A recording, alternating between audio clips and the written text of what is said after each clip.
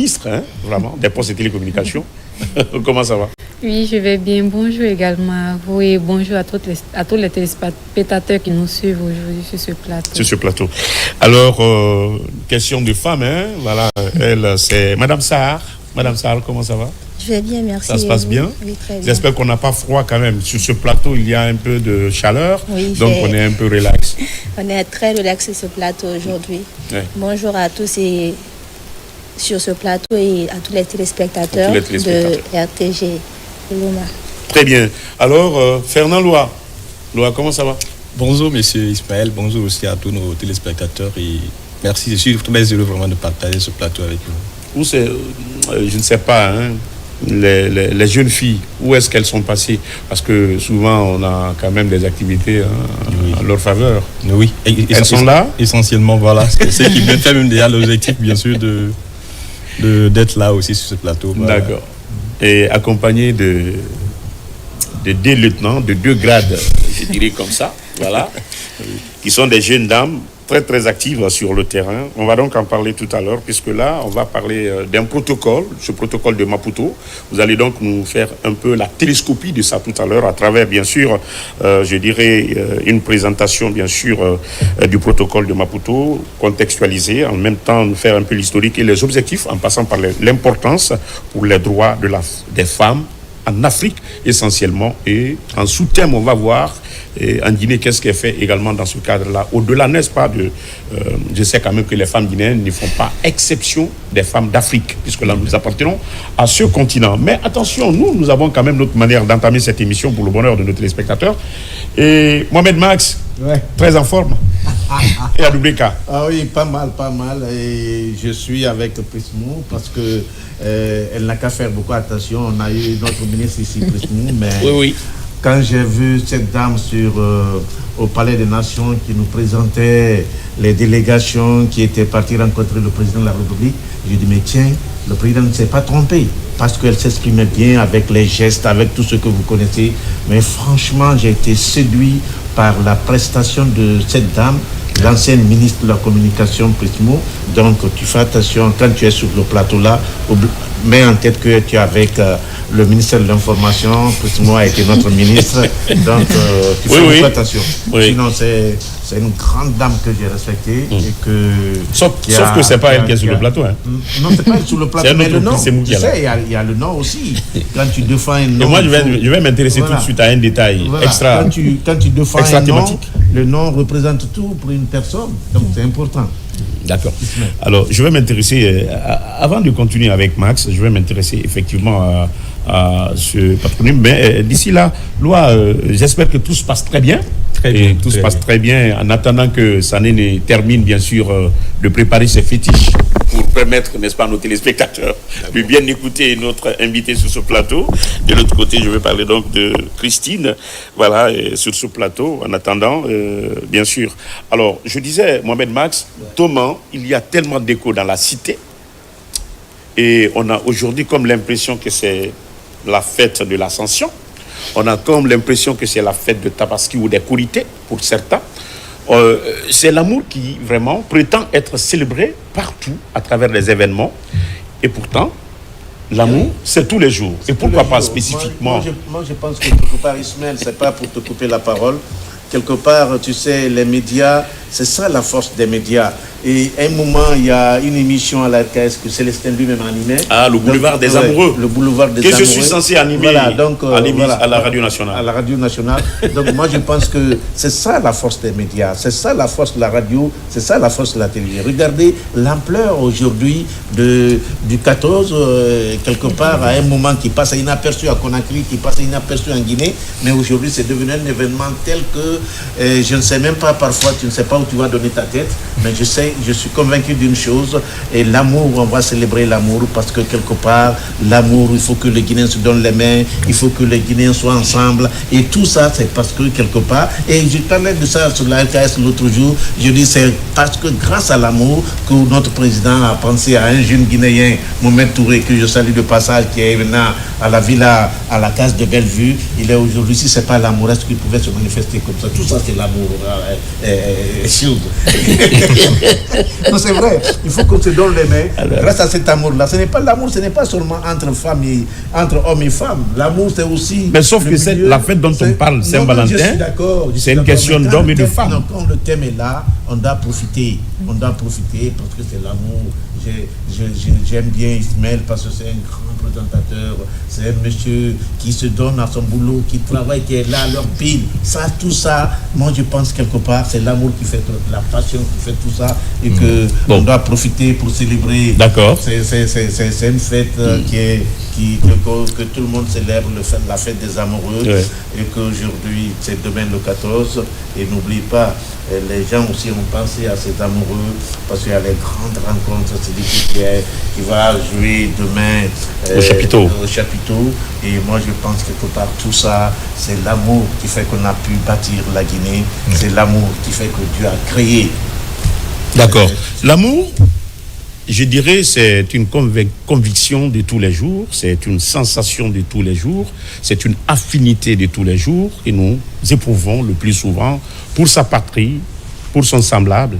Mais l'amour, il y a ce qu'on appelle pour les romantiques, n'est-ce pas, l'amour qu'on éprouve, ce sentiment que nous éprouvons effectivement à l'endroit de la personne ou des personnes qui sont souvent chères à nous, avec lesquelles on est capable de partager des pires moments, mais également du bonheur, c'est-à-dire chaque circonstance de la vie. Et j'espère que c'est cela. Et on profite effectivement, matérialiser cela par soit des cadeaux, même un sachet doit être un cadeau, et qu'on manifeste effectivement le désir, parce que déjà avoir pensé remettre, quel que soit l'objet, quelle que soit sa valeur et quelle que soit sa dimension, ça vient d'une certaine méditation qui communique effectivement entre le cerveau, entre l'esprit romantique et, n'est-ce pas, le cœur. Et cette sensation nous pousse effectivement à donner, sauf que ce cadeau est souvent donné sous une forme et accompagné de mots, d'expressions qui sied et qui s'adaptent au contexte, puisque là on ne peut pas, puisque là on va parler de violence basée sur le genre. Alors j'espère que si et seulement si dans tous les faits, c'est-à-dire dans les faits de tous les jours, il y avait l'amour, il n'allait pas y avoir violence. Mais par moments, il y a l'esprit qui va en porte-à-faux avec ce sentiment qu'on éprouve effectivement pour les uns et les autres. Et souvent, ça se solde par ce qu'on appelle ici une certaine nervosité qui se matérialise par la violence physique, morale, psychologique et autres qui existent. Oui, Ismaël, quand tu parles de je relance avec ta position parce que quelque part, il ne faut pas que les gens oublient, il y a les gens aussi qui interprètent mal ces fêtes-là, et les extrémistes par-ci, par-là. Non, moi je pense que quand tu es devant une situation, il faut avoir la positivité, il faut être positif, il faut souhaiter que tous les Guinéens s'aiment, se donnent la main, il faut souhaiter que tout ce que nous faisons aujourd'hui, c'est grâce à l'amour, il faut souhaiter parce que quelque part, l'homme est né d'un côté, la femme de l'autre côté, et qu'aujourd'hui, on se donne la main pour qu'on s'aime. Moi je pense qu'il faut positiver, mais ils veulent interpréter autrement, ils n'ont qu'à faire beaucoup attention. C'est ça la vie. La vie, nous sommes nés pour qu'on s'aime, nous sommes nés pour nous-mêmes. L'amour avant tout. Mais Dieu dit qu'il faut aimer son prochain comme on s'aime. N'est-ce pas? Donc moi je pense que ça ne date pas d'aujourd'hui, même si l'autre là remonte un peu à une histoire de sanctions qui s'est bien sûr déroulée dans une portion de notre globe quelque part, mais aujourd'hui qui est célébré à travers c'est le sentiment de pitié d'abord, parce que l'amour c'est quand on a, n'est-ce pas, pitié de la personne, on ne souhaiterait pas avoir la personne dans les difficultés et on use de tous ses moyens, de tous ses moyens. Non. Rien ne fera l'unanimité quand même dans cette vie. Ils n'ont qu'à faire attention. Oui. Alors, nous sommes là. Laissez les jeunes s'amuser, laissez les uns des autres s'offrir des cadeaux, laissez les gens... Mais sauf qu'il y en a qui n'auront pas de cadeaux demain. C'est pas grave, ça ne fait que, de toute façon, le fait même de penser à une personne, le fait de penser à la personne, c'est un cadeau, parce que quelque part, c'est une chose qui reste, il n'est pas dit forcément... Non, la spécificité du 14 février... Cadeau, il faut venir donner quelque chose à une femme, le fait même de penser à une femme, et que tu veux à une personne, c'est déjà un cadeau. Ah oui, non, je sais que penser à une personne, c'est bien sûr la source de tout, mais sauf que ce jour-là, c'est un peu spécifique, c'est spécial. On ne peut pas là. Il faut matérialiser cette pensée, cette affection à travers quelque chose. Même si c'est ça ne serait-ce qu'une aiguille, il faut quand même trouver quelque chose, quelle que soit sa valeur, selon ses moyens. Il ne faut pas aller voler, il ne faut pas aller mentir, il ne faut pas aller tricher et venir matérialiser son amour. Vous le faites, ça vous dégradez, vous détériorez, n'est-ce pas, cette affinité. Parce que si les péchés accompagnent votre relation, souvent, vous allez soit vous trouver dans le creux de la vague. Et quand c'est le cas, finalement, il y a ce qu'on appelle, on s'éloigne petit à petit. Je ne dirais pas séparation parce que il y a beaucoup de couples qui ne sont pas envoyés et qui va se passer. Beaucoup vont célébrer, mais forcément, c'est pas cela. Donc, c'est le seul point commun entre les célibataires et les mariés. C'est le seul jour commun entre les célibataires et les mariés. Chacun manifeste, en tout cas, son amour pour son prochain et à sa manière. Mais sauf que, malgré tout cela, je sais quand même que nous sommes nombreux sur terre, mais il y en a qui n'auront pas de cadeaux, et en femme et en homme. Et puis, ne pensez pas seulement que ce sont des femmes qui doivent recevoir des cadeaux. Attention, il y a des hommes aussi qui ont besoin d'avoir des cadeaux de leurs partenaires. Donc c'est réciproque. D'ailleurs, je dirais que c'est un moment de partage réciproque des cadeaux et des témoignages. Mais ceux qui sont, nos invités qui sont sur le plateau, voilà. Nos invités qui sont sur le plateau, Madame Sarr, Prissimou, Fernand Loa sont aussi des êtres amoureux. Par conséquent, non, sur ce plateau, elle est invitée. Il n'y a pas de statut particulier. Et ce que je veux dire, d'ailleurs, elle a commencé parce qu'elle est en t-shirt rouge. Et on m'a fait savoir que la couleur privilégiée, n'est-ce pas, de ce jour, c'est bien sûr les couleurs, c'est le noir, le rouge, le blanc, n'est-ce pas? Voilà. Donc aujourd'hui, déjà, elle a déjà commencé sur ce plateau. Mais attention, la couleur bleue aussi signifie la vie. Alors, déjà, comment vous ressentez la fête autour de vous? La parole vous appartient, les trois. Alors, et surtout les femmes, parce que les femmes, elles constituent le sédiment d'ailleurs, le soubassement de cette célébration. Madame Sarr, hein? Oui. Alors, il y a assez d'engouement autour de cette fête. Oui. Par exemple, sur les réseaux sociaux, les vendeurs sont à l'affût avec les box, les chocolats, les fleurs, les emballages, ils sont à l'affût. Les boutiques brillent à la couleur des robes rouges. Ils font assez de réduction pour attirer plus de personnes. Donc il y a assez d'engouement autour de la fête, je crois. Il ne faut pas oublier le facteur économique qui accompagne également cette fête. Il y a ces choses en amour qu'il faut... Ils vont finir après, vous allez analyser. Les deux couleurs. Il a une couleur blanche et il a une couleur rouge. C'est un amour. Quand ça va bien, tout est joli, propre, clean. On voit cette couleur blanche-là. Mais parfois, il y a le sang aussi qui coule parce qu'il y a des amoureux. De même, par exemple, ça va être très grave, très dangereux. Si tu essaies de tromper ton gars, c'est le rouge, donc c'est le sang qui va couler. Attention, Max, on ne doit pas quand même on ne doit pas présager des choses comme ça. Mais non, Ismaël, il faut tout interpréter. Parce qu'il y a une chose qui reste claire, c'est que quoi partout est amour, il n'y a pas de drame. Non. Il n'y a pas de drame, mais quoi qu'on dise, quoi qu'on fasse, quand on parle de rouge, tout le monde connaît le rouge, ce que ça représente. Oui, ce que ça représente, effectivement, parce que la couleur du cœur, qui est la source, qui est d'ailleurs l'entonnoir, je dirais donc, qui est l'enveloppe de cette affection, a une couleur rouge. Donc, et le sang passe par là. C'est de ça qu'on veut parler. Mais de l'autre sens, il n'y a pas d'amour. Donc, on ne doit pas être dramatique. Bien sûr, effectivement, comme Djenab Sarr vient de le dire, il y a plein d'engouements qui accompagnent demain la Saint-Valentin, vu qu'on dit que c'est la fête des amoureux. Vous voyez, comme vous l'avez dit, j'ai déjà commencé avec le rouge. Donc, ce qu'il faut retenir que cette Saint-Valentin, c'est un moment quand même joyeux. Bien sûr qu'il y a de l'amour tout le temps, mais c'est ce jour-là qui est propice pour l'homme et la femme d'exprimer leurs sentiments. Une fois par an pour exprimer leurs sentiments. Oui, les vrais amoureux ont commencé à économiser de l'argent. Bien sûr. Parce qu'ils souhaiteraient offrir en tout cas une très très belle journée à leur conjointe ou à leur conjoint. Et je pense que c'est cela. Même si le Fakoli est en train de se préparer pour nous proposer quelque chose de manière technique. Alors Fernand Loa, en tant qu'homme, est-ce que déjà les poches n'ont pas commencé à parler? Bien sûr, parce que déjà là, comme vous l'avez dit, chacun se cherche bien sûr à ce qu'il puisse en fait offrir un petit cadeau, un bon cadeau en fait aussi à son amant. Oui. Et moi, ma pensée, c'est les mêmes réflexions que aussi vous avez portées. Oui. Vraiment, ma pensée va vraiment vers les personnes aussi, ou les hommes ou femmes qui vraiment qui n'auront pas de cadeau de la part aussi de leur conjointe, de leur amant. Et ce que je voulais justement apporter, c'est ce que vous avez déjà souligné, c'est de faire d'une manière en fait aussi que ce partage soit aussi réciproque. Donc de part et d'autre également, les hommes également peuvent le faire, les femmes également. Donc il ne faudrait pas aussi quelque part, entre guillemets, les femmes pensent que c'est elles seulement qui peuvent recevoir bien sûr des cadeaux de la part de leur amant.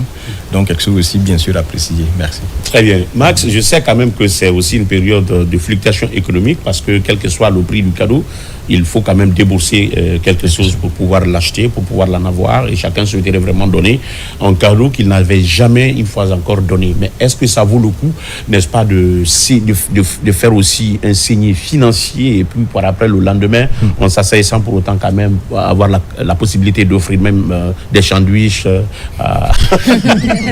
Non, moi je pense que quelque part il faut que les gens se détrompent parce que c'est vrai, aujourd'hui, les choses ont changé, les structures et tout. Mais n'oubliez pas qu'il y a ces femmes aussi qui font des cadeaux pour leur gars, pour leur mari, ou alors pour leurs copains. Et qu'aujourd'hui, c'est une occasion pour une petite fille, ou bien pour une fille, ou bien pour une dame, dire à son mari ou bien à son gars que c'est pas lui seulement qui a la possibilité. La prospérité ne vient pas seulement de l'homme. La prospérité aussi peut venir de la femme. Donc c'est une occasion aussi pour les femmes pour dire qu'écoute, même s'il n'a pas eu la chance de montrer l'argent qu'il gagne, mais ce jour-là, il va aussi prouver qu'il peut apporter quelque chose pour l'épanouissement de la famille. Et moi, je pense à des occasions comme ça que d'autres profitent, et surtout les femmes profitent pour dire écoute, d'accord, tu es un homme, paye ta dépense, mais aussi la dépense là que tu payes, j'en ai aussi. Mais quelque part, c'est une occasion aussi demain de prouver à son mari que voilà, c'est comme ça. Parce que n'oublie pas, Ismaël, tout ce que nous faisons aujourd'hui, le foyer, ce n'est pas seulement une seule personne. Le foyer, c'est les deux, l'homme et la femme. Donc à un moment, quand à tout moment, l'homme paye la dépense, la femme aussi, c'est une occasion pour la femme de prouver à l'homme que lui aussi, il est capable, qu'elle aussi, elle est capable, et que offrir des cadeaux ou bien faire même des gestes pour son mari, ainsi de suite. Moi, je pense que c'est une occasion parce que quelque part, quand l'occasion se présente, il faut en profiter. Et généralement, beaucoup de femmes aussi vont profiter pour faire plaisir à leur mari, et que quelque part, c'est pas seulement les hommes qui vont faire montrer cette galanterie à leurs femmes, mais les femmes aussi feront la même chose, parce que le foyer, c'est les deux, et que l'homme et la femme doivent se donner la main pour bâtir un foyer vraiment fort et prospère pour toute une génération. Oui, mais sauf que cette fête, c'est pas seulement consacré au foyer, hein. Je le disais, il y a beaucoup plus d'amoureux dans les rues que dans les foyers. Alors, ce que je veux dire... Je parle de foyer... Non, je comprends. Ça, c'est un peu catégorisé. Le foyer est la base. Oui, non. Est la base de toute structure conjugale. Mon grand consultant, j'espère que quand même beaucoup vont se promettre aujourd'hui. Il y aura...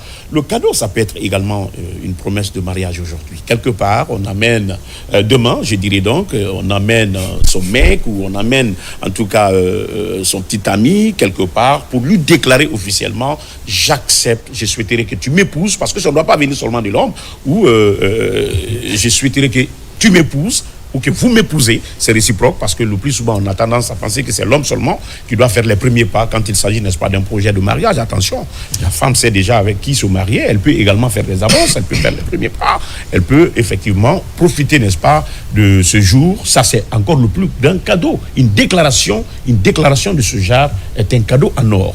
Alors, mais qu'est-ce qu'il faut dire? Parce que là, nous allons boucler la boucle avec, bien sûr, cette fête qui se pointe à l'horizon, à quelques heures seulement nous séparent. Alors, pour ceux qui ne recevront pas de cadeaux, que ce soit en homme ou en femme, selon le contexte ou la conjoncture économique, est-ce que cela voudrait dire aussi qu'on n'est pas aimé par l'un ou par l'autre? Non. Quel conseil, effectivement? Non, le contraire, c'est que le contraire, Ismaël, n'est pas manque d'amour. Voilà, ce n'est pas manque d'amour. Ne pas avoir de cadeau n'est pas synonyme de manque d'amour. Manque d'amour, pas du tout. Mais n'oublie pas que aujourd'hui, tout ce que nous disons, tout ce que nous faisons, il y a vraiment certaines personnes qui regardent qui calculent même. Moi, je pense qu'on doit se débarrasser de toute cette considération situation mesquine parce que ça ne va pas nous envoyer ailleurs. Une chose reste claire, c'est l'occasion pour les uns et les autres de s'offrir des cadeaux. S'il n'y a pas de cadeaux, si c'est pas mauvais, ça ne veut pas dire que l'homme n'aime pas la femme ou bien la femme n'aime pas l'homme, mais l'essentiel est que tu penses à ta copine, tu penses à ta femme, tu penses à ton gars. Moi, je pense que ça c'est aussi quelque chose que les gens vont négliger, mais qui n'est pas à négliger. De ne pas recevoir le cadeau, ça ne veut pas dire forcément que avec qui tu es, que tu ne t'aimes pas. Non, pas du tout. D'accord. Madame Sarr, de l'autre côté, je sais que tu vas parler, vu que c'est un homme qui a fini, je préfère que ce soit une femme qui emboîte. Alors, pensez que parce que nous sommes des voisins, et le voisin a trouvé une voiture pour vraiment sa femme, moi, mon mari n'a trouvé qu'une montre. Alors, quel devrait être franchement le poids et du cadeau vraiment qu'on doit recevoir ou que vraiment notre conjointe ou conjoint n'a pas pu avoir, en tout cas quelque chose à nous offrir ce jour-là compte tenu de la circonstance? Quel conseil? L'amour, c'est pas seulement le 14 février. L'amour, c'est tous les jours. Ouais. Et il faut se contenter de ce qu'on a. Notre compagnon ne peut pas forcément avoir les mêmes moyens que le voisin ou la voisine. Il faut voir l'effort que la personne a fourni et reconnaître ses efforts. L'intention, c'est pas qu'il n'a pas acheté une voiture. Toi, tu vas forcément aimer la montre qu'il a achetée parce que ça vient de lui, c'est la personne aimée. Donc, peu importe le cadeau qu'on reçoit, il faut s'en contenter. D'accord, il faut s'en contenter. Plissez-vous est de même avis ou il y a des avis contraires ou il y a quand même quelques mots, quelques conseils? Oui, je partage son idée parce que, comme on le dit souvent, les 5 doigts n'ont pas la même taille. Donc, tout le monde n'évolue pas au même niveau. Donc, il y a toujours des gens qui ont un peu plus de moyens par rapport à d'autres. Donc, contente-toi de ce que ton partenaire te donne. L'essentiel, il faut voir l'effort fourni, l'action, et en fonction de ça, tu acceptes ton homme tel qu'il est. Parce que tu n'es pas avec lui pour le matériel. D'accord, parce que tu n'es pas avec lui pour le matériel. Et je sais que ça, Fernand Loa adore de nous comme ça. Allez-y, Fernand. Quelques conseils pour ceux qui ne recevront pas de cadeaux par manque de moyens. Moi, pour moi, dans ce monde, je pense déjà que tout le monde aura de cadeau parce que déjà, c'est dans l'esprit, comme elles l'ont dit déjà. Tout le monde aura le cadeau et comme vous l'avez dit, M. Ismaël, déjà, on peut ne pas avoir de cadeau matériel, mais lorsque j'exprime aussi ce cadeau par ma voix, par une expression vraiment sentimentale qui peut vraiment amener mon amant à vraiment m'aimer plus de plus, évidemment, c'est un cadeau pour moi. Donc, tout le monde, pour moi, va recevoir bien sûr de cadeaux demain. Très bien. Très bonne fête par anticipation aux Valentins et Valentines qui seront donc au rendez-vous demain. Et surtout, n'oubliez pas de vous protéger contre vraiment les langues fourchues et de vous protéger. Ne regardez pas dans la gibecière de l'autre, dans le cercle de l'autre. Contente-toi de ce que tu auras et de ce qu'on va te proposer. Alors j'espère que ça sera la plus belle manière de fêter vraiment ce jour-là. Une fois encore, à partir de 0h, que la fête commence et on sera au rendez-vous. Et nous allons donc prendre quand même notre petit chapelet pour pouvoir quand même sillonner un peu la ville de Conakry afin de prendre les différentes températures. Mais d'ici là, nous revenons à présent. Après donc, bien sûr, cette piste romantique qui concerne tout le monde, parce que tous les êtres quand même sont animés d'une certaine affection et d'un certain romantisme. Alors nous allons revenir sur ce plateau pour parler promotion des droits à la santé sexuelle des femmes et filles. Mais attention, d'ici là, comme vous le savez, il y a un brassage entre les structures, entre les nations. Il y a des rencontres, effectivement, au cours desquelles nous débattons pas mal de sujets. C'est également ce protocole d'accord, bien sûr, qui a été signé à Maputo et nos partenaires vont donc nous en parler. Il s'agira donc de contextualiser, mais également de nous faire un peu d'historique et les objectifs à travers l'importance notamment pour les droits des femmes en Afrique, et les femmes guinéennes sont aussi africaines. Bien sûr, comme on parle du protocole de Maputo, parlons de son historique. Et c'est un protocole qui a été mis en place par un groupe de femmes. Vu que le droit des femmes était souvent marginalisé, c'est dans ce sens que ce groupe de femmes a appelé à élaborer la charte afin de parler des droits des femmes. Et cela s'était fait en mars 1995.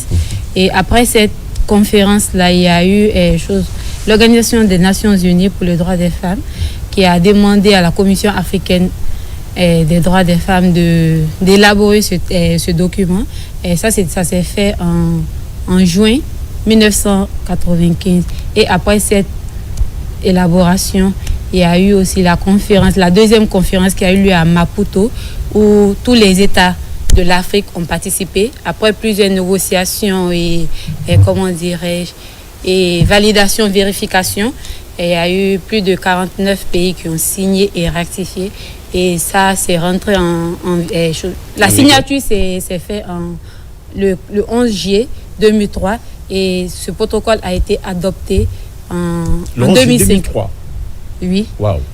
Donc ça veut dire ça date pas d'aujourd'hui. Oui. La marche a commencé depuis 1995 jusqu'à en 2003 que ce protocole a été signé par certains pays parce qu'il y avait beaucoup de choses qui rentraient en vigueur. Donc il fallait que les États prennent parti, voient ce qui était bon, ce qui n'était pas bon. Donc après les négociations et autres, donc il y a eu plus de 49 pays qui ont signé ce protocole. Mais par contre, il y a d'autres pays qui ont signé mais qui n'ont pas encore ratifié ce protocole parce que ce protocole inclut beaucoup de choses. Et en 2005, le protocole est rentré maintenant en vigueur. Donc après 2 ans, après sa signature, après 2 ans, il y a eu maintenant son adoption. Okay. Excusez. Et on peut parler un peu de l'importance Alors, on va d'abord parler des objectifs. Okay. Le protocole de Maputo vise plusieurs objectifs clés. Lesquels? Donc, on peut citer entre autres la promotion et la protection des femmes. Elle vise à ce que toutes les femmes, le droit des femmes soit reconnu comme un droit légitime, comme un droit de base. Okay? On a aussi l'élimination de la discrimination. Le protocole vise à mettre fin à toutes les formes de discrimination, y compris dans les domaines économiques, politiques, sociaux et culturels. On a aussi en 3e point le droit à la santé reproductive. Le protocole vise à ce que les femmes aient droit aux soins de santé reproductive, y compris l'accès aux services de soins, à la contraception et à l'éducation sur la sexualité. Et on a aussi la participation politique. Les femmes, le protocole vise à ce que les femmes aient droit à la parole, qu'elles puissent prendre des décisions et parler dans les instances de prise de décision. Oui. Voilà. Et enfin, on a la lutte contre les violences basées sur le genre. Donc, le protocole vise à mettre fin à toutes les formes de violence à l'égard des femmes, y compris les violences sexuelles et domestiques. Alors, je voulais renchérir avec la grande. Il parle de droit politique, comme tu viens de le dire, tu viens d'en parler. Mais moi, j'ai un problème avec ce mouvement des femmes. Parce que, regardez, dans quelques jours, c'est le 8 mars. Si ce n'est pas le 8 mars, tu ne verras personne parler des femmes. Or, la première femme qui a représenté la Guinée aux Nations Unies, c'est Jeanne Martin Cissé. Qui parle de Jeanne Martin Cissé si ce n'est pas parce que quelque part il y a un événement qui veut arriver? Moi, je veux qu'on en finisse avec ces pratiques-là. C'est-à-dire les jeunes filles, nos sœurs, nos mamans, à tout moment, dès qu'on a l'occasion, il faut qu'on les célèbre, il faut qu'on soit avec nos sœurs. Parce que quelque part, notre problème aujourd'hui, c'est ça. Le problème est là. Jeanne Martin Cissé, je me rappelle, aujourd'hui tout le monde parle de Feu Ahmed Sékou Touré, mais à l'époque des militaires, c'est la seule femme qui a osé dire un jour qu'on est en train d'accuser Sékou Touré. Oui, ce qui est en train je ne veux pas rentrer dans la politique, mais je vais te dire. En fait, leur démarche vise effectivement à ce qu'il y ait plusieurs Jeanne Martin Cissé. Voilà. C'est ça la démarche, si vous avez compris. C'est ça, effectivement, qui a amené cette faible représentation. Tu as vu un événement quelque part organisé pour... Non, ça c'est autre chose. C'est-à-dire rendre hommage à ces femmes pionnières qui ont marqué, n'est-ce pas, le temps. La RTG, par exemple, a des occasions quand même de la célébration de la télévision nationale et autres. Nous partons quand même vers ces personnes ressources à notre manière. Mais pour que cela puisse être un concept à part entière, moi je pense que c'est un autre fait. Mais si nous comprenons très bien leur démarche, avec bien sûr ce que Pressimou venait donc de dire, la contextualisation et l'historique, c'est eu égard à tous ces constats, effectivement, que, n'est-ce pas, il y a eu ce rendez-vous au niveau de Maputo, même si par endroit aujourd'hui, ça souffre un peu, selon ma compréhension, de ratification par certaines nations qui étaient effectivement à ce rendez-vous-là. Alors, mais on oublie, il y a quand même, Fernand peut faire la synthèse avant donc de parler de l'importance, il y a une plateforme, c'est une Conakry par exemple, qui vraiment appuie, qui représente activement et surtout la vulgarisation de tout ce que vous pouvez aujourd'hui rencontrer au niveau des rencontres et bien également matérialiser sur le terrain à travers des projets et programmes que vous portez. Mais qu'est-ce que c'est Twins Guinée? Merci, M. Ismaël. Oui. Twins Guinée que nous représentons sur ce plateau, c'est une organisation de la société civile qui intervient dans le domaine de la santé et de la promotion et la protection des droits des femmes. Nous nous excusons d'avoir placé la charrue avant le bœuf. Oui, il n'y a pas de grave, il n'y a pas de problème. Donc c'est une organisation qu'on appelle Today's Women International Network ou encore Réseau International des Femmes d'aujourd'hui. Et elle intervient bien sûr pour promouvoir, défendre et soutenir les droits des femmes et des enfants. Donc, on a notre base, notre siège social qui est basé à Zérékoré, au quartier Momou. Donc, avec aussi toutes nos représentativités dans les 4 régions. Donc, et j'ai beaucoup aimé ça. Voilà. Parce que tout le monde pense qu'on ne peut être fort que quand nous sommes à Conakry. Tout le monde veut avoir son siège seulement qu'à Conakry. Oui. Vous verrez des plateformes de la société civile qui n'évoluent qu'à Conakry d'abord et qui commencent tout. Et vous commencez depuis la base, c'est-à-dire au niveau communautaire, avant de venir au niveau central. C'est extrêmement important. Oui. Et je voudrais, après la présentation, bien sûr, de l'organisation, pour revenir un peu sur la question de M. Sissi. Monsieur Camara. M. Camara, s'il vous plaît. De M. Camara. Donc, nous-mêmes, c'est la démarche que nous visons, bien sûr. Pas célébrer, bien sûr, personnellement des personnes, des martyrs qui ont en fait aussi marqué le temps. Mais nous commençons bien sûr à mettre en fait une base sur le terrain, en fait aussi à renforcer le droit des femmes, à faire d'une manière en fait aussi que les femmes aient bien sûr leurs droits, on respecte bien sûr leurs droits. Donc en faisant cela, au fur et à mesure, bien sûr, c'est pour cela même nous on n'attend pas en fait aussi des occasions, des jours de célébration, les 8 mars, le 28 mars également et autres. Donc nous saisissons des opportunités que nous pouvons avoir bien sûr avec les médias et tout. Voilà même l'objectif, bien sûr, de notre organisation, de la tenue, bien sûr, de cette table ronde qui s'est fait vivre maintenant là. Donc, nous, ce sont des occasions que nous utilisons à tout moment. On part, bien sûr, sur le terrain avec des sensibilisations et toute autre action qui peut, bien sûr, amener à promouvoir les droits des femmes et des filles. D'accord. Alors, on peut maintenant parler. Selon vous, quelle est l'importance que revêt cet accord, ce protocole d'accord de Maputo? Parlant de l'importance, c'est... Voyant déjà les objectifs que Zenab Sa venait de dire tout à l'heure, donc elle a dit que c'était la participation politique, comment on appelle, l'élimination bien sûr de toutes les formes de violence et aussi beaucoup d'autres situations. Voyant déjà toutes ces situations, nous pensons que vraiment que ce protocole a une importance capitale et cruciale dans la promotion et la protection des femmes et filles dans notre pays. Parce que quand on prononce là, c'est comme Christine l'avait dit, c'est un instrument bien sûr qui inspire tant d'autres nations. Donc en intégrant bien sûr ces dispositions dans les processus nationaux, donc cela peut vraiment promouvoir et encourager bien sûr la participation politique ou respect bien sûr général des droits des femmes et enfants dans notre pays. Nous vous remercions déjà pour le déplacement et d'avoir accepté notre invitation afin de partager effectivement le contenu de ce protocole d'accord, mais le protocole également en tant que tel. Mais moi je pense qu'un protocole, ce n'est rien d'autre qu'un consensus qui est retrouvé, qui se matérialise par, n'est-ce pas, des textes, des propositions, des orientations, mais la mise en œuvre sur le terrain pose problème parce que là, il y a ce qu'on appelle l'implication de la logistique, les stratégies de communication, du dispatching, donc il y a tout cela. Est-ce que vous, déjà, avant donc de parler des principales dispositions prises par ce protocole, il est important de comprendre, est-ce que vraiment vous aurez les moyens de mettre en application les contenus, n'est-ce pas, du contenu, n'est-ce pas, du protocole d'accord ou de l'accord? Oui, les moyens, vous aurez les moyens. Pour nous, nous avons bien sûr entrepris la meilleure démarche et ça, pour nous, ce qu'on fait déjà, ça va revenir un peu vers la fin parce que nous, on commence d'abord par renforcer la capacité, bien sûr, des agents de santé, des OSC et autres. Nous avons bien sûr, nous sommes très sûrs. Vous avez donc, alors oui. Je vois Sarr déjà, bien sûr, je vois déjà Sarr rétorquer. Est-ce que le fait qu'ils ont aussi leur base à l'intérieur, ça ne vous pose pas de problème?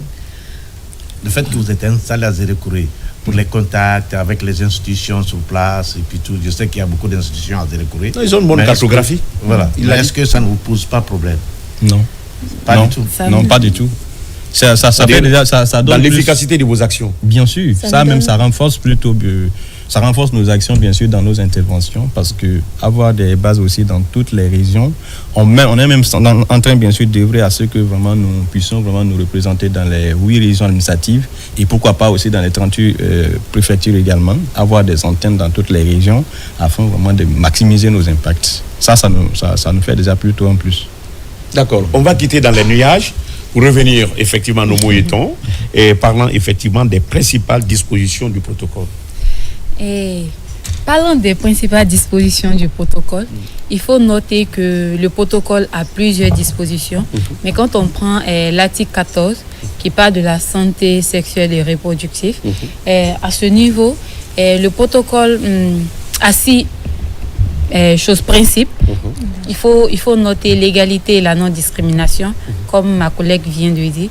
Et dans ce sens, parlant de l'égalité et la non-discrimination, il faudrait pas que les femmes soient marginalisées par rapport à certains droits. Il faudrait que les femmes, on donne une importance à la femme dans certains domaines. Et aussi l'égalité, il faut, comme on dit, tout le monde est égal. Comme on dit, tout le monde a les mêmes droits devant la loi. Donc, il faut aussi respecter comment dirais-je, l'égalité entre l'homme et la femme. Il y a aussi, comment dirais-je, la santé sexuelle et reproductive. Il faudrait que les États mettent en place le protocole encourage à ce qu'il y ait l'accès aux services de santé reproductive envers les femmes et surtout l'éducation sur la santé sexuelle. Il faudrait que les femmes soient informées de leur propre corps, de leur santé sexuelle et reproductive. Parce que quand on est informé, il y a beaucoup de choses qu'on peut éviter. Il y a aussi la lutte contre toute forme de violence, à savoir les violences physiques, verbales, conjugales, domestiques et tant d'autres. Donc le protocole met en place... Dans la violence conjugale, d'ailleurs, l'ensemble de ces éléments précités sont pris en compte. Parce que là, il y a ce qu'on appelle torture morale, il y a ce qu'on appelle violence physique, et puis des propos, c'est accompagné de propos violents et autres. Voilà. Donc, c'est déjà la base de tout. Alors, est-ce qu'on continue? Oui. Donc, le protocole insiste à ce que les États mettent en place une sanction afin de sanctionner ces personnes qui vont... des sanctions particulières. Des sanctions particulières. Au-delà, n'est-ce pas, des codes de procédure pénale. Bien sûr. D'accord. Afin particulières, hein? Des sanctions particulières. Non, ça dépendra maintenant, comment dirais-je, du Parce pays. Parce que la loi quand même, condamne quand même toute forme de violence. De violence, bien sûr. Voilà. Donc, comme j'ai dit, comme Fernand vient de le dire, il y a certains pays qui se sont inspirés du protocole afin d'élaborer aussi, comment dirais-je, les sanctions, les codes politiques de leur pays. Donc, en ce sens, il faudrait qu'il y ait une sanction. Dans la dimension féminine en ce moment, ou bien d'ordre général. Oui. Dimension féminine, parce que c'est ce qui est beaucoup exposé, c'est ce qui est beaucoup vu. Parce que les objectifs du protocole, c'est par rapport à l'implication des femmes, entre autres, n'est-ce pas, au niveau des trucs. Allez-y. Bien sûr, donc c'est en quelque sorte ça, parce que lorsqu'il y a une sanction, ça permet au moins un peu de réduire le taux de violence faite à l'égard des femmes. Il y a aussi la participation politique, donc il faudrait que les femmes participent à certaines choses, participent aux instances de prise de décision, donc en ce qui concerne la politique dans les différents pays. Et il faudrait aussi que les femmes soient représentées dans les structures politiques de leur pays. D'accord. Il y a aussi, comment dirais-je, la protection des femmes en situation vulnérable. Parce qu'il y a ces femmes qui se déplacent des réfugiés de guerre, tant d'autres, pour venir s'installer dans un pays. Donc, s'il n'y a pas, comment dirais-je, une situation adaptées afin de protéger ces femmes-là, elles seront beaucoup victimes de toutes sortes de violences et encore augmenter les vulnérabilités. Donc c'est en quelque sorte les principes que le protocole englobe. Donc les principales, oui, allez-y. Non, c'est bon. Alors ça c'est bon. Oui, c'est bon. Alors mais quand on parle je voulais renchérir. C'est bien d'abord la particularité du mouvement. Ils sont installés à l'intérieur, comme tu disais, ils commencent là-bas, ils viennent vers Conakry. Ça, c'est une très bonne stratégie pour vous. Ensuite, il y a une chose qu'il ne faut pas oublier, violence faite aux femmes, Moi, je pense qu'on doit faire beaucoup attention. Vous savez, la femme est l'image d'une société. La femme est l'image de nos sociétés, ce qui fait que, décidément, on veut bien faire, mais parfois on gâte. Je vous donne un seul exemple. L'excision des femmes.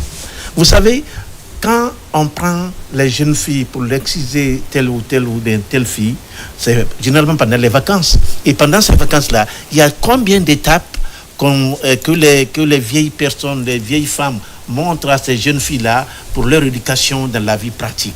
Mais si on ne fait pas attention, on risque de perdre toutes ces valeurs.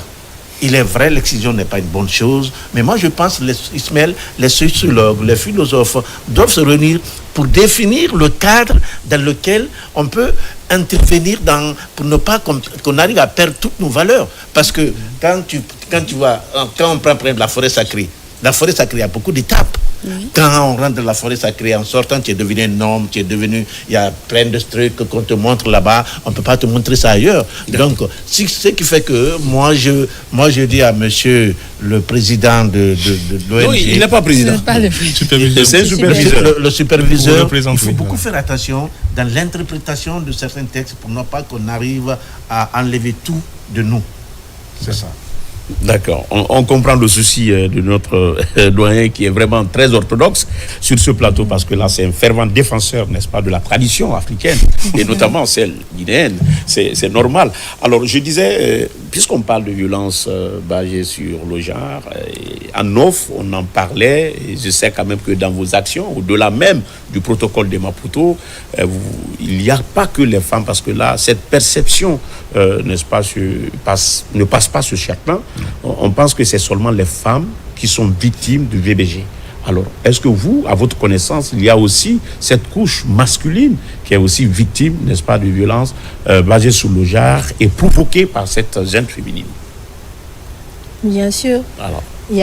On peut dire qu'il y a certains hommes, oui, même s'ils ne dénoncent pas, oui, qui sont victimes de violences conjugales, de violences domestiques. Mais comme ils se disent qu'ils sont plus forts, que nous, les femmes, nous sommes vulnérables. Oui. Donc, ils n'ont pas cette facilité à dire que j'ai été victime de telle chose, ma femme me bat, ou bien j'ai été victime de viol. Ils se cachent. Ils sont complexés. Leur stature d'homme, donc ils ne peuvent pas dire que j'ai été victime de viol. Sinon, on sait tous qu'il y a des hommes qui sont quand même victimes de violence. J'espère que Mme Sarr, quand même, ne bat pas son partenaire. Oui, Fernand. Et pour renseigner également son intervention, nous, on a d'ailleurs une approche aussi qu'on applique dans nos interventions le plus souvent, l'approche basée sur la masculinité positive également. Nous faisons dans nos actions d'intervention.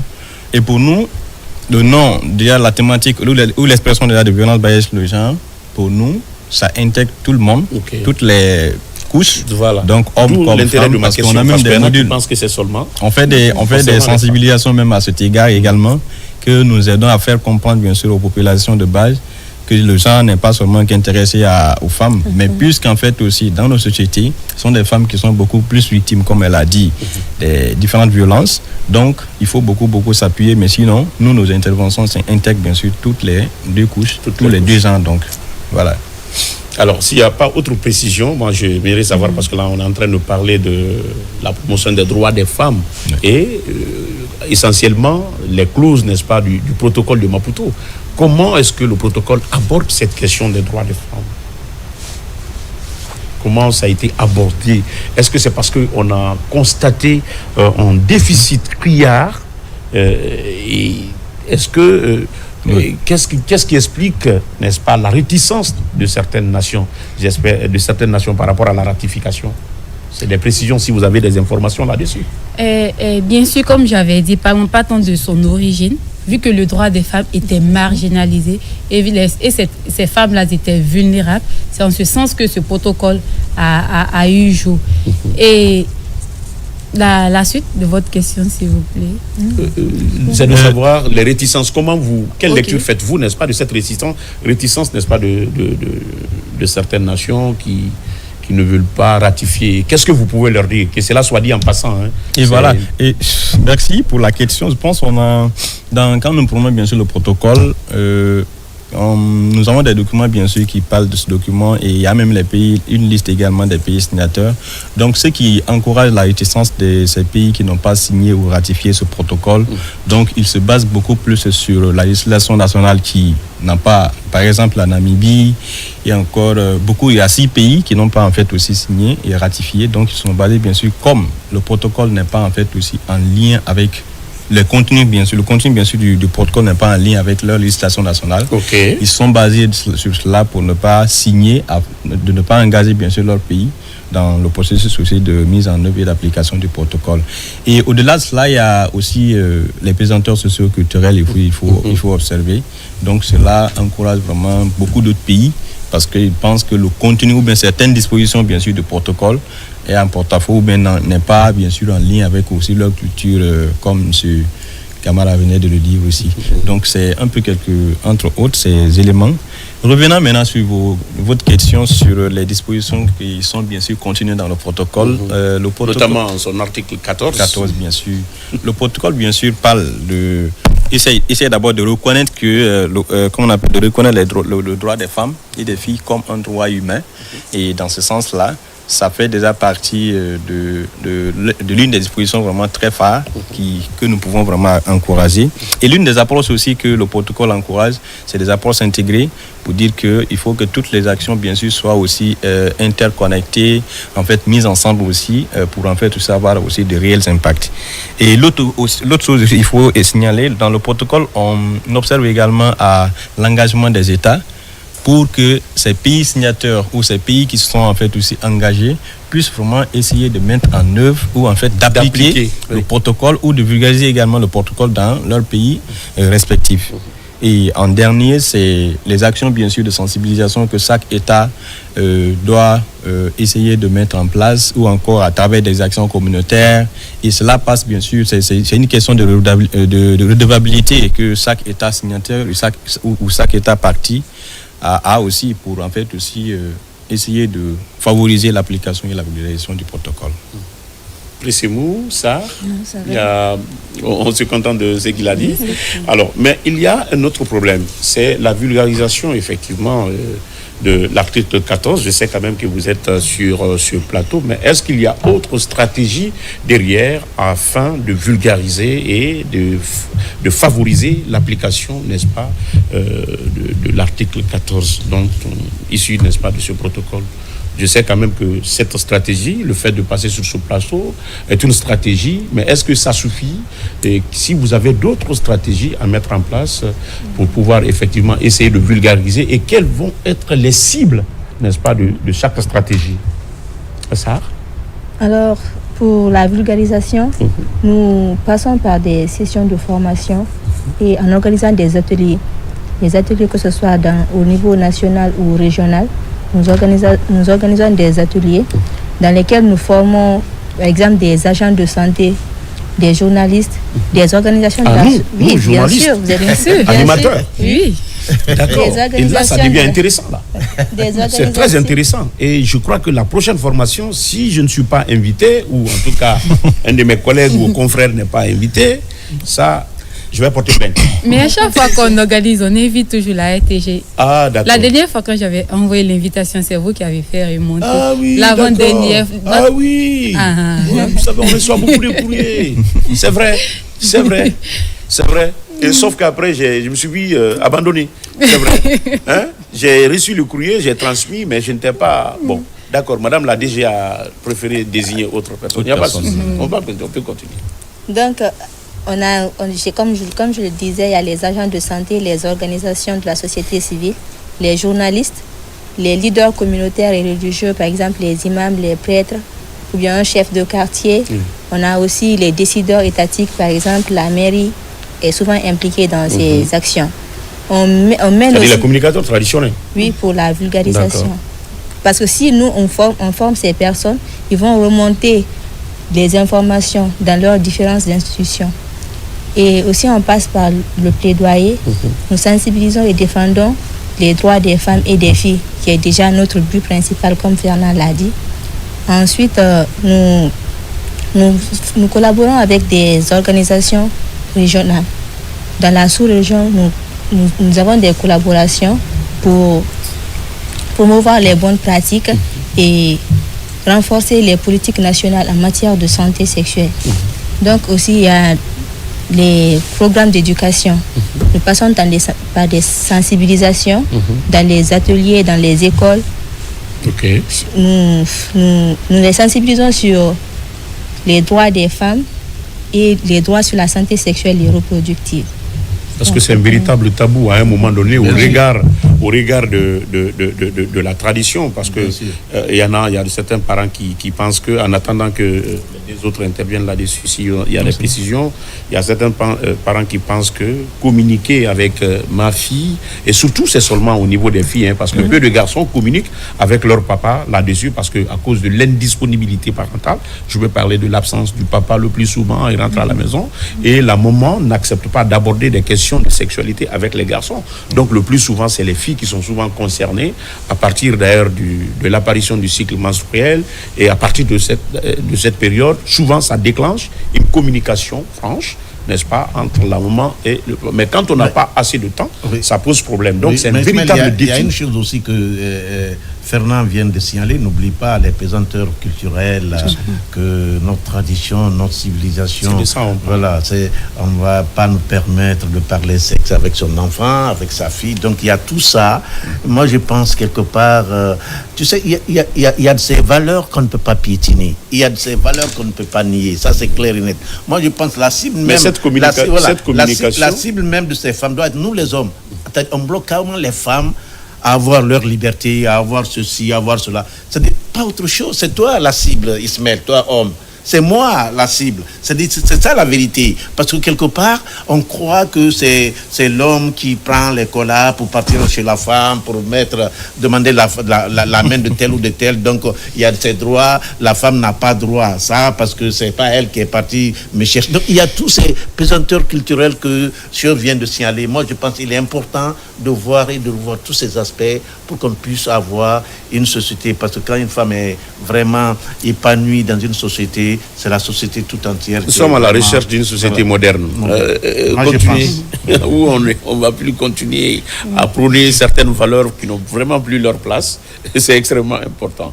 Alors, je disais donc que c'est un véritable défi et on n'arrive plus à communiquer le plus souvent ce complexe où c'est la maman qui n'a pratiquement pas le temps pour sa fille. Ce sont ces défis. Alors, que pensez-vous de ces aspects-là en tant que vraiment acteur de la société civile? Au-delà même de l'accord, ce sont des difficultés, ce sont des défis auxquels vous êtes souvent confrontés, si je ne me trompe. Oui. Et au fait, c'est comme on dit, les défis que le protocole rencontre pendant sa vulgarisation, parce qu'il y a, comme on vient de le dire, il y a des pesanteurs socioculturels. On considère que parler de sexualité avec son enfant, c'est un sujet tabou. Oui. Donc, on préfère que nos enfants soient ignorants par rapport à ce qui concerne leur sexualité. Pour nous, ça va leur empêcher de ne pas rentrer dans certaines choses. Par contre, quand une personne est informée d'une chose, il y a beaucoup plus de méthodes de réticence. Parce que quand tu es informé d'une chose, tu peux mettre en place plusieurs stratégies pour ne pas rentrer dans la chose. Oui. Mais quand tu es ignorant, tu ne connais pas la chose, tu as, comment dire, en quelque sorte, la curiosité de d'aller vers le danger sans le savoir. Oui. Donc, il y a bien sûr, on a nos normes et nos choses, nos religions, nos traditions, mais aussi il faut considérer l'aspect de sexualité. C'est bon d'informer, de parler à sa fille de la sexualité. Le papa, il est important de parler à son fils de la sexualité. Ça y va de sa santé, parce que ça lui permet d'éviter beaucoup de choses. Il y a aussi, comment dirais-je, le cadre juridique. La loi n'est pas restrictive sur l'aspect de vulgarisation de ce protocole, parce que pourquoi cette loi n'est pas chose, comment dirais, pourquoi cette loi est restrictive? Parce que encore elle fait allusion aux normes culturelles, donc elle ne peut pas s'ouvrir comme ça chose, comment dirais-je, au protocole de Maputo, parce que il y a dans son article 14, il y a aussi, comment dirais-je, l'aspect d'avortement sécurisé.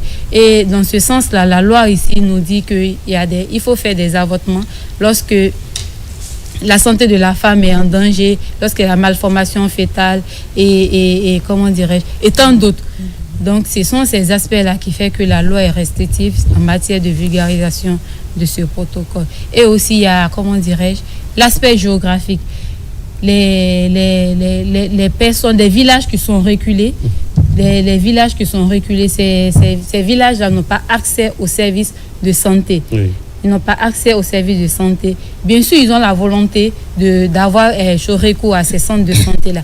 Mais vu qu'ils sont reculés, donc l'absence d'information sanitaire pourrait être un obstacle aussi à la vulgarisation de ce protocole. Il y a aussi le manque de moyens, parce qu'il y a ces pays qui ont besoin de cela, mais vu il y a un manque de moyens, cela ne leur permet pas de vulgariser ou soit d'installer des centres de santé afin de s'occuper de la santé sexuelle de ces femmes. Donc ce qu'on recommande à ce niveau, ce sont ces obstacles. C'est-à-dire qu'il faut complètement désenclaver, franchement, les zones aujourd'hui qui n'ont pas accès aux structures de santé, leur permettant d'être à l'abri de certaines choses et de venir vers qui des droits afin d'être protégés. Donc c'est bien. En quelque sorte, c'est ces obstacles qui enfreignent la vulgarisation du protocole. Donc, et j'espère que vous allez donc, les plaidoyers dont vous êtes en train de parler, c'est dans ce sens-là. C'est dans ce sens-là. On comprend donc que c'est la prise en compte, n'est-ce pas, de ces déficits afin que tout le monde soit au même niveau d'information et en ayant accès vraiment à la même chose, aux mêmes informations, aux mêmes sources et aux mêmes compétences. C'est extrêmement important. Je parlais tout à l'heure, n'est-ce pas, de sociétés modernes. Je vais parler donc des objectifs de développement durable. Alors, comment cet article 14, ce fameux article 14, s'intègre effectivement au processus de développement durable? Le contenu du protocole déjà intègre pratiquement en son article 14 comment on appelle les objectifs de développement durable. Donc, à travers les objectifs 3 et 5, cela implique bien sûr le bien-être de l'être humain, et aussi l'accès aux services de santé également. Donc pour nous, quand nous parcourons bien sûr le document, et en son article 14, ça traite évidemment des questions qui sont en lien avec les deux objectifs de développement durable 3 et 5. D'accord. Il y a autre chose? Allez, Mohamed Max, déjà une première partie par rapport à... Oui, moi je pense que quelque part, de fait même de penser à réunir 2, 3, 4, 5 pays dans un même lieu pour discuter tel ou tel sujet, c'est déjà un pas. Parce que quelque part, n'oubliez pas, moi je ne connais pas le nombre des pays, mais n'oubliez pas que les gens se rencontrent pour discuter, trouver solution à un problème, pour qu'on puisse avancer et qu'on trouve la solution à un problème qui est déjà là. Donc, le fait même que les gens se retrouvent à Maputo, c'est déjà quelque chose.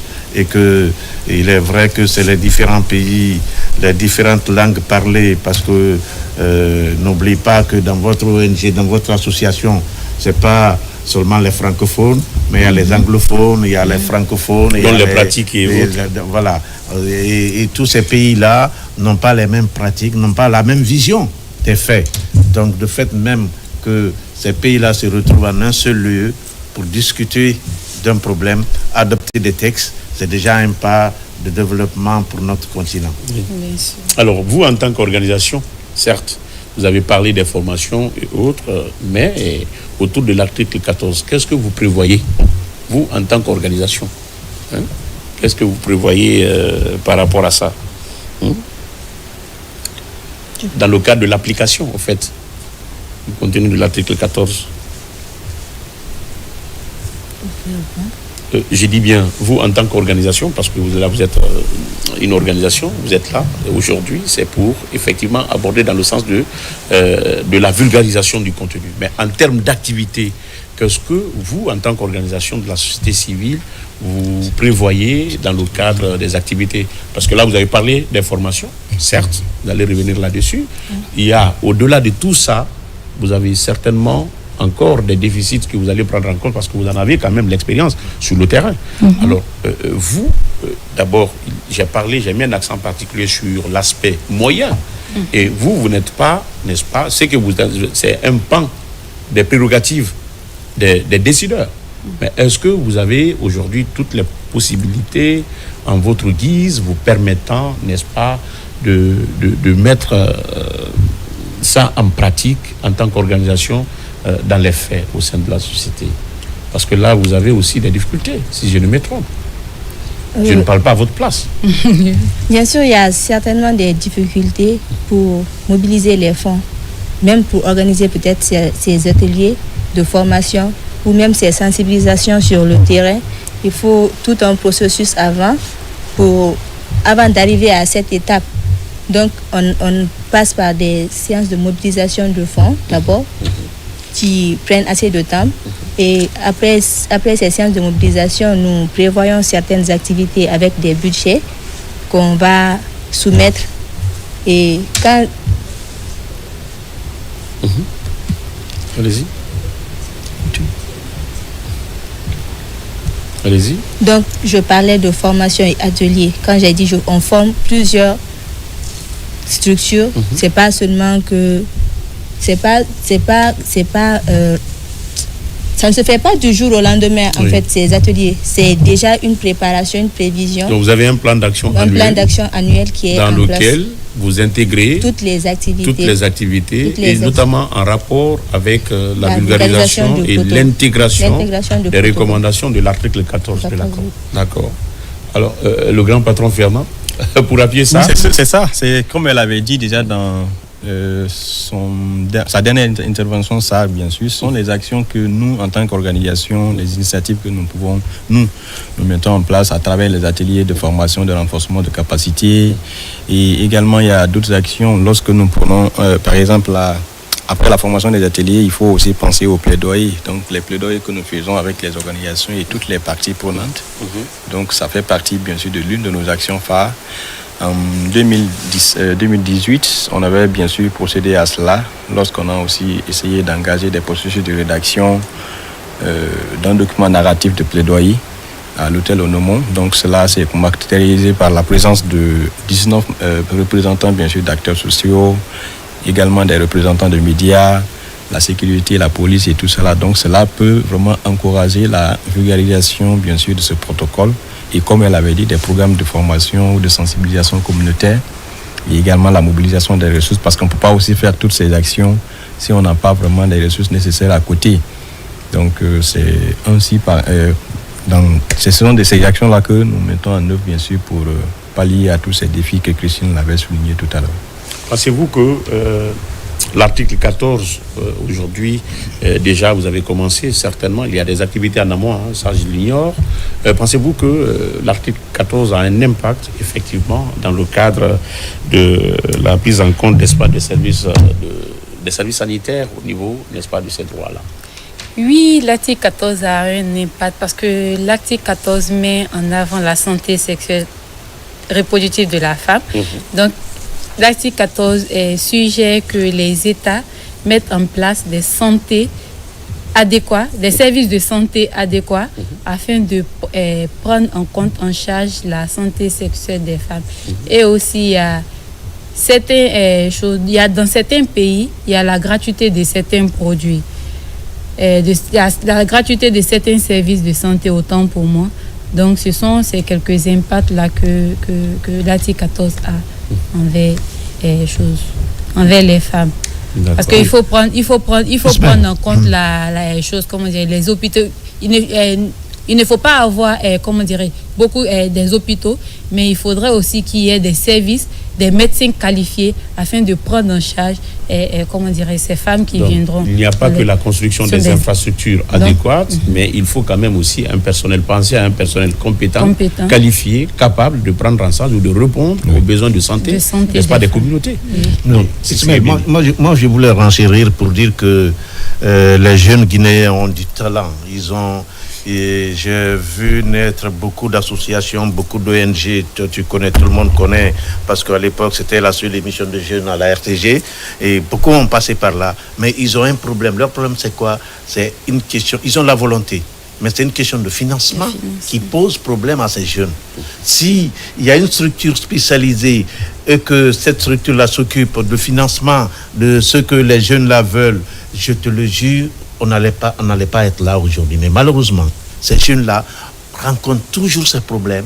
Et sinon, c'est des jeunes qui se retrouvent comme ça, ils ont la volonté, ils ont même du talent, comme on le dit, ils ont du talent. Mais malheureusement, ces talents-là ne sont pas mis en valeur parce que manque de financement, manque de ceci, manque de cela. Moi, je pense qu'il est important. Mais comme on parle de l'État et que l'État a le pouvoir sur tous les plans et que quelque part, on pense que... Vous avez parlé de l'État et je vais aborder dans ce sens-là. Vous avez parlé de l'État. Selon vous, comment les gouvernements et également d'autres acteurs de la société peuvent collaborer pour améliorer notamment l'accès à cette santé reproductive, notamment les parents? Comment ils peuvent participer, élaborer, puisque l'État, le gouvernement, à travers le ministère de la Santé, existe déjà, et les fonctionnaires sont affectés, mais toujours il y a encore problème.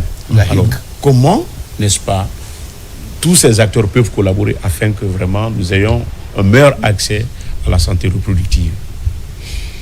Pour nous, acteurs de la société civile, les gouvernements, États, parties prenantes, bien sûr, qui ont signé et ratifié ce protocole, ont en fait aussi ce devoir de redevabilité, ou en tout cas, ils doivent en fait aussi rendre compte à leur, à leur population, du fait qu'ils sont partis signer, ratifier ce protocole.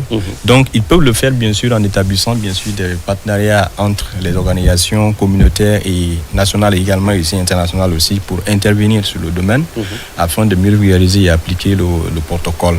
Donc, ça, c'est un premier aspect. Il faut qu'il y ait ce partenariat, il faut qu'ils collaborent avec nous parce que nous, dans nos interventions, le plus souvent, on a même commencé ici à Conakry, quand on commençait à s'installer à Conakry, on avait eu un peu du mal à s'installer parce que quelque part, on rencontre souvent lors des invitations, lors des initiatives, en tout cas communautaires que nous voulons mener, il y a souvent derrière l'aspect, la lueur administrative vraiment, les autorités quelque part sont lourdes, quelque part comme ça, donc ça enfreint un peu aussi on a besoin qu'ils collaborent avec nous afin que nous puissions bien sûr mieux intervenir dans nos communautés.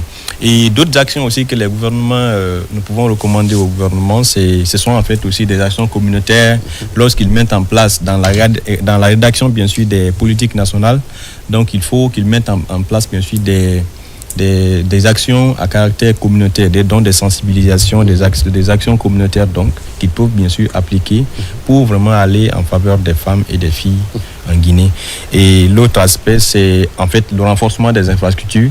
Donc quand on parle des infrastructures, Christine l'avait déjà souligné dans les défis. Donc il faut bien sûr que l'État s'engage à ce que les infrastructures soient aussi à tous les niveaux, dont les postes de santé.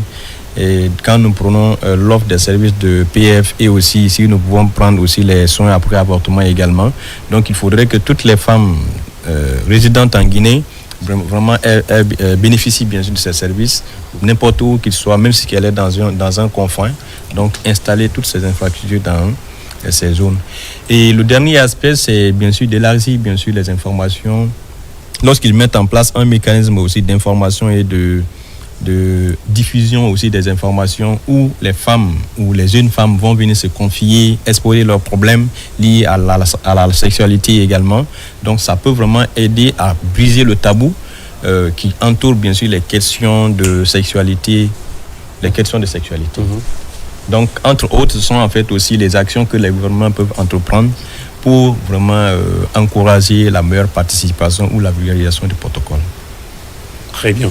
Alors nous tendons vers la fin. J'espère que je vais poser une dernière question, sinon qu'après nous allons faire le tour des tables pour voir comment vous allez faire une petite synthèse pour ceux qui viennent de nous prendre en marche sur ce plateau. Nous avons parlé effectivement du droit à la santé reproductive, n'est-ce pas, des femmes. Mais est-ce que les hommes, même si on a parlé quelque part du passage des hommes, est-ce que les hommes ont un rôle à jouer dans tout ça? Parce que les femmes évoluent toujours avec les hommes, avec PTH.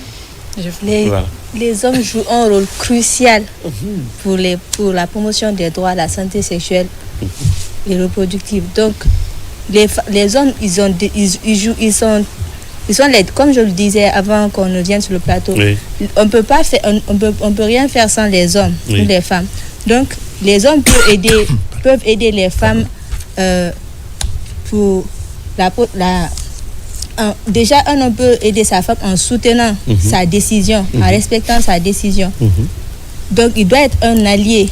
L'homme doit collaborer avec sa femme. Quand la femme prend une décision, il doit l'appuyer, il doit respecter la décision de sa femme. Ce sont des alliés, en fait, contre peut-être les violences basées sur le genre. C'est des hommes qui pensent que... Moi, j'ai entendu un homme dire, ma femme ne travaillera jamais dans une administration. Quand il est informé, quand il connaît les quel que soit son niveau d'études, il ne va pas travailler dans une administration. J'ai entendu un homme dire ça. Il n'y a pas longtemps, il n'y a même pas encore 48 heures. Pourtant les sans hommes le savoir qu'on se serait rencontrés. Voilà. Pourtant, les hommes et les femmes ont les mêmes droits. Donc, si un homme est déjà informé surtout, il va être un promoteur, il va informer les autres hommes à dire que les femmes ont les mêmes droits que nous. Elle a le droit à la santé, à la vie. Donc, je ne peux pas l'empêcher de faire certaines choses. Et aussi, ce sont des hommes vont nous aider à arrêter les violences faites aux femmes. Il va être un porte-parole pour nous, les femmes. Comme Fernand est là, il va promouvoir la masculinité positive. Donc, il va permettre de donner des idées à d'autres hommes pour dire que on ne doit pas faire de violence aux femmes. Il va être un acteur pour la lutte contre les violences basées sur le genre. D'accord. Puis c'est vous veut dire quelque chose par rapport à ça? Bon, en quelque sorte, c'est ce qu'elle venait de dire. Comme on dit, un homme et une femme, ils ne font que deux. Donc, quand ta femme prend une décision, il faut savoir que cette décision-là, elle a beaucoup réfléchi sur cette décision-là avant de la prendre. Il faut avoir une bonne méthode. Il faut avoir une bonne méthode de l'accompagner ou de la dissuader parce qu'elle peut prendre aussi des décisions qui ne soient pas des décisions porteuses. Bien sûr. Donc et puis aussi, il faut noter que... Ça, c'est aussi une manière de l'aider. Comme on dit, la femme est un mal nécessaire. Peu importe ce que l'homme fera. Si une femme prend une décision, peu importe ce que tu vas faire, et surtout en matière de sa santé sexuelle et reproductive, peu importe ce qu'on va faire, elle va toujours vouloir l'appliquer. Donc, il faut avoir, comme vous venez de le dire, il faut avoir une bonne politique afin de la dissuader ou soit de l'encourager dans sa prise de décision. Fernand? Déjà, c'est bon. On va laisser les femmes à ce niveau-là. L'autre dit, mais si je laisse ma femme aller dans une administration, c'est qu'elle sera à la merci de son directeur. Donc, ça veut dire qu'en milieu professionnel, il y a ce qu'on appelle, ici les violences basées sur le genre. Non, ça fait chaos aussi à l'harcèlement. Mais il ne faudrait pas que la jalousie intervienne. Alors, on va faire le tour de table rapidement. Prissimou, ça a été un plaisir, allez-y, d'être sur ce plateau. Oui, ça a été un plaisir pour moi d'être sur ce plateau. Je tiens à vous remercier pour cette belle animation que vous venez de faire. Ah bon? Et peut-être je vais venir auprès de vous souvent pour prendre les cours par rapport à ce qui concerne Merci du compliment. Et merci beaucoup. Ça a été un grand plaisir pour moi d'être sur ce plateau aujourd'hui. D'accord. Sarah? Alors, merci beaucoup pour l'invitation. Oui. Merci d'avoir bien animé. Et ah bon? Merci, oui, bien sûr. Mais je suis gâté là. Donc moi, je suis gâté à mon Valentin. Donc, merci de nous avoir permis de parler des droits à la santé sexuelle et reproductive qui nous tient à cœur. Qui est déjà notre but. On veut éliminer vraiment on veut que les femmes aient droit accès à la santé sexuelle et reproductive. On veut que toutes les femmes soient informées sur leur santé sexuelle et reproductive. Merci de nous permettre de venir débattre de ça sur votre table. Fernand? Merci de nous avoir vraiment offert ce plateau, ce petit matin. Je pense qu'avec les connaissances qu'on a aussi partagées avec vous, je pense que ça va aussi aider la communauté à avoir une bonne connaissance sur le document. Et pour une information aussi, le document, nous sommes bien sûr disposés à partager à qui le veut, qui veut l'avoir bien sûr. Puisqu'elle avait présenté déjà, c'est un petit document qui contient justement que 33 articles. On peut en avoir accès? Bien sûr. Tout le monde? Oui, tout le monde. D'accord, et comment? Donc, parce que nous, notre produit, ce que nous faisons, bien sûr, notre politique, c'est de faire en sorte que les connaissances soient partagées à tout le monde. Donc, vous pouvez bien sûr nous contacter sur nos numéros 620 36 44 620 36 44 02. Oui. Pour avoir ce document. Oui. Et là, moi, je serai inscrit en premier. Voilà, donc vous pouvez l'avoir. Et qu'est-ce qu'il faut et comment il faut? Non, vous l'avez déjà dit. Un appel, un petit message pour aussi, ou bien une visite aussi. Vous pouvez venir aussi. Notre bureau est à l'antenne de Conakry, est située à Taouia, en face de la maison des jeunes de Taouia ici. Donc vous pouvez aussi nous rendre visite. Et vous pouvez aussi avoir accès aux documents et son contenu. On peut également faire des orientations. Et de passage, on voulait justement faire un petit coucou à notre maman nationale, la directrice exécutive, parce que nous représentons bien sûr que l'organisation. Donc c'est la directrice exécutive de l'organisation qui nous suit maintenant, la même, maman Émilie Wallace-Lobo. Et M. Florent Lama aussi, qui devrait également faire partie de cette table ronde, mais vu son empêchement, il n'a pas pu faire ce déplacement et tous les membres bien sûr de l'organisation et les partenaires bien sûr qui accompagnent l'organisation dans ces interventions. Merci Fernand Loy, merci Sarr, merci Pissemou. En tout cas, ça fait un énorme plaisir. Merci à Mohamed Max et à la semaine prochaine parce que le temps... Je voulais faire un coucou à Mohamed Ahmed de Paris. Ah ok, d'accord. Ahmed de Paris. C'est déjà passé, notre frère. C'est l'oncle de Sané. Et oui, merci à l'ensemble de l'équipe technique, à la réalisation également. Tout le plaisir a été pour nous de vous servir durant toute cette semaine. Nous vous donnons rendez-vous la semaine prochaine avec d'autres thématiques, mais également d'autres sujets et d'autres invités. Tout cela pour vous servir sur la Lucane Joyeuse de la télévision nationale. Un excellent moment en compagnie de nos programmes. Au revoir.